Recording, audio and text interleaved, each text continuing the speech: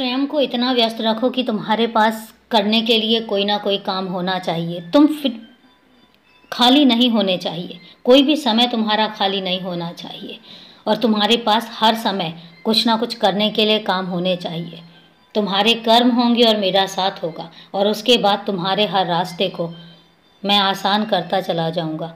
कौन तुम्हारे लिए गलत सोच रहा है या कौन तुम्हारा गलत करना चाहता है, ये सब तुम्हारे सोचने के लिए नहीं है।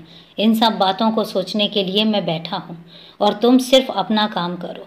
तुम्हारे कर्म, तुम्हारा चमकता हुआ भविष्य तुम्हारा इंतजार कर रहा है। इसलिए तुम इन सब बातों पर ज़्यादा ध्यान दिया ही मत करो।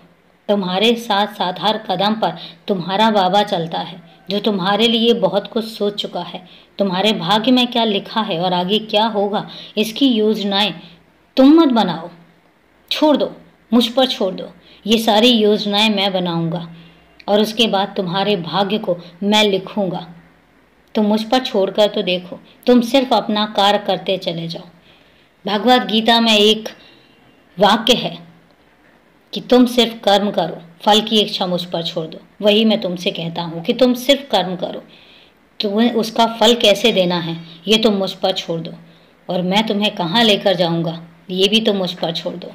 तुम्हें क्या दूंगा, कितना दूंगा, कब दूंगा, ये सब तुम सुनिश्चित मत करो। मैं तय कर रहा हूँ ना, और ये सब कुछ मैं तय करूँगा। तुम सिर्फ और सिर्फ अपने आज को जियो। आज में खुश रहो, खुलकर जियो। तुम्हारा जीवन बहुत कीमती है, इसको यूं व्यर्थ मत जाने दो। बहुत कीमती भी है और बहुत बहुमूल्य भी है मेरे लिए। तुम्हें अभी बहुत काम करने हैं।